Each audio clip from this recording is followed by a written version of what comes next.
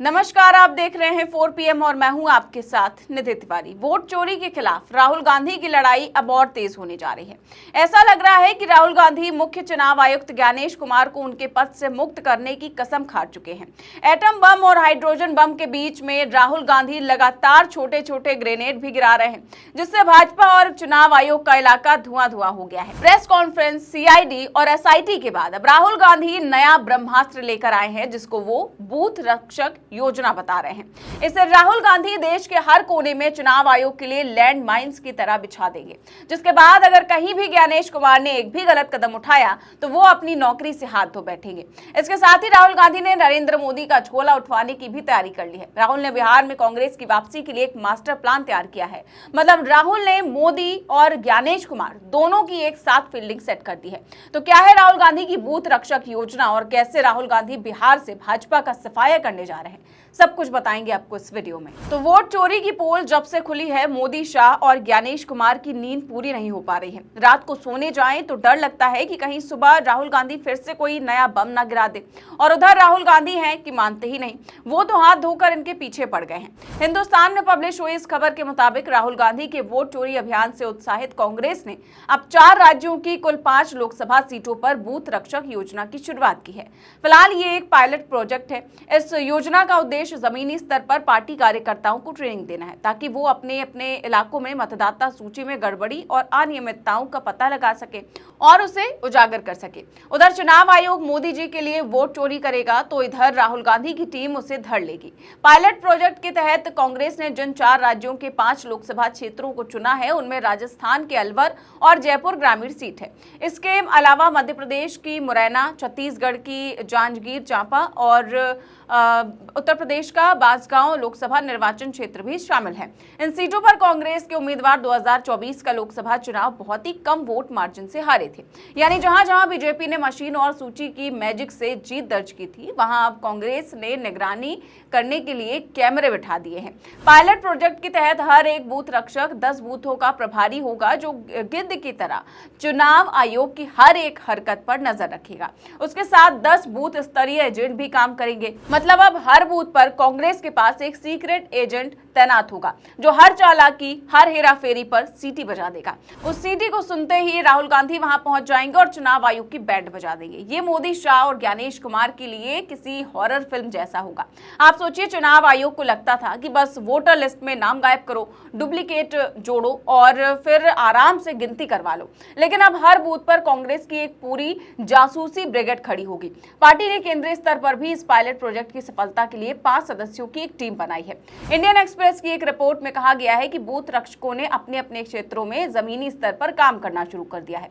ये team booth स्तर पर जाकर मतदाता सूची का गहन अवलोकन और पुनरीक्षण कर रही है। कांग्रेस सूत्रों के हवाले से रिपोर्ट में कहा गया है कि टीम मतदाता सूचियों में अनियमितताओं के आंकड़े इकट्ठा कर रही है, जिन्हें आगे की जांच के लिए कांग्रेस आलाकमान को सौंपा जाएगा।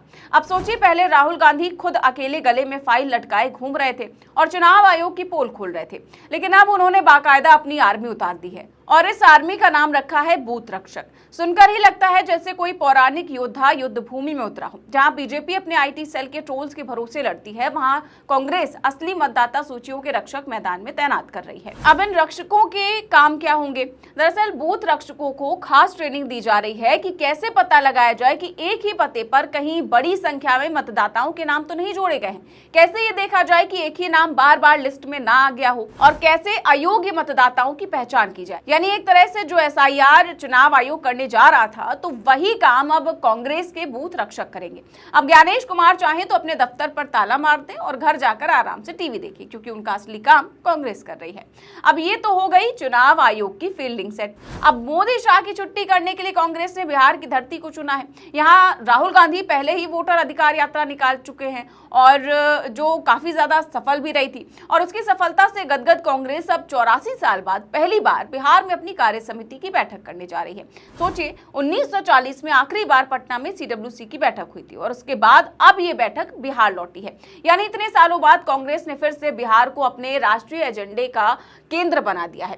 कांग्रेस के नेता इसे स्वतंत्रता की दूसरी लड़ाई करार दे रहे हैं और इसमें कोई दो राय नहीं है कि अगर वोट चोरी, लोकतंत्र पर हमला और चुनाव आयोग की गुलामी से लड़ाई हो रही है तो ये वाकई में दूसरी आजादी की लड़ाई ही है। बिहार कांग्रेस के प्रभारी ने प्रेस कॉन्फ्रेंस में इस मुद्दे को लेकर के और क्या कुछ बताया, सुनिए।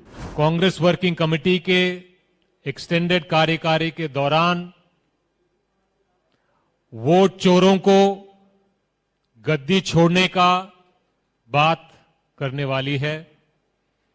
जो नारा बिहार के बच्चे बच्चे के जबान पर है वो भारत भर ले जाने की बात हम करेंगे और वो बात है, वो नारा है, वोट चोर गद्दी छोड़। तो जिस बिहार ने जेपी आंदोलन दिया था, आज वही बिहार लोकतंत्र की लड़ाई का फिर से अड्डा बनने जा रहा है। 24 सितंबर को पटना में सीडब्ल्यूसी बैठक होने जा रही है। कांग्रेस अध्यक्ष मल्लिकार्जुन खड़गे, सोनिया गांधी और राहुल गांधी खुद मौजूद रहेंगे। मतलब पटना में पूरा गांधी परिवार और पूरा कांग्रेस आलाकमान उतर रहा है। बैठक में कांग्रेस शासित राज्यों के मुख्यमंत्री भी शामिल होंगे। कांग्रेस का मानना है कि मीटिंग केवल बैठक नहीं है बल्कि भाजपा को संदेश देने का तरीका है कि अब की बार बिहार से बदलाव होगा। सीडब्ल्यूसी की इस बैठक में बेरोजगारी, महंगाई, अपराध और महिलाओं पर अत्याचार जैसे मुद्दों पर भी चर्चा होगी। यानी वो सारे मुद्दे जिन्हें मोदी, शाह और भाजपा चुनावी भाषणों से बाहर कर चुके हैं, क्योंकि अगर वो मुद्दों पर बोलेंगे तो जनता पूछ लेगी कि आप 10 साल से सत्ता में बैठे हो तो आपने किया क्या है। और यही सवाल बीजेपी को सबसे ज्यादा डराता है। भाजपा तो चाहती है कि बिहार चुनावों में बस मोदी जी की मां को गाली देने पर बात हो या घुसपैठियों की। इसके साथ ही सीट शेयरिंग को लेकर भी पेच फंसा हुआ है। अब एक तरफ हम जहां देख रहे हैं कि बिहार में एनडीए सीटों के बंटवारे को लेकर के छीना झपटी मची हुई है, तो वहीं बीजेपी अपने साथियों को मनाने में लगी है। तो वहीं इंडिया गठबंधन में मामला फिलहाल शांत चल रहा है। इंडिया गठबंधन के नेताओं का कहना है कि सीट शेयरिंग को लेकर के सकारात्मक बातचीत चल रही है और जल्द ही फॉर्मूला निकल आएगा। मतलब इंडिया गठबंधन के लिए अभी तक सब कुछ सही जा रहा है। बिहार में वोट चोरी का मुद्दा जो कांग्रेस गर्म करके गई है उससे वो ठंडा नहीं होने देना चाहती है और ये मुद्दा बस बिहार तक ही सीमित ना रह जाए, इसके लिए राहुल ने बूथ रक्षकों को मैदान में उतार दिया है। मोदी, शाह और ज्ञानेश कुमार अब चाहे जितनी कोशिश कर लें, चाहे जितना नारा लगा ले, चाहे जितनी रैलियां कर ले, लेकिन बूथ स्तर पर अगर वोट चोरी पकड़ी गई तो सारा खेल बिगड़ जाएगा। उधर बिहार कांग्रेस का भी जोश आई है। आलाकमान खुद पटना में उतर रहा है और इंडिया गठबंधन धीरे धीरे मैदान सेट कर रहा है। अब सवाल यह है कि क्या बिहार से बीजेपी का सफाया होने वाला है? क्या बूथ रक्षक योजना पूरे देश में फैल जाएगी और क्या ये चुनाव आयोग को मजबूर कर देगी कि वो ईमानदारी से काम करे? ये सवाल आने वाले महीनों में तय होंगे। लेकिन इतना तो पक्का है कि जो राहुल गांधी है वो मोदी, शाह और ज्ञानेश कुमार की रातों की नींद उड़ा चुके हैं। फिलहाल इस पूरे मामले को लेकर के आप क्या सोचते हैं? हमें कमेंट बॉक्स में अपनी राय जरूर दें। चैनल को सब्सक्राइब भी करें और ज्वाइन भी करें। नमस्कार।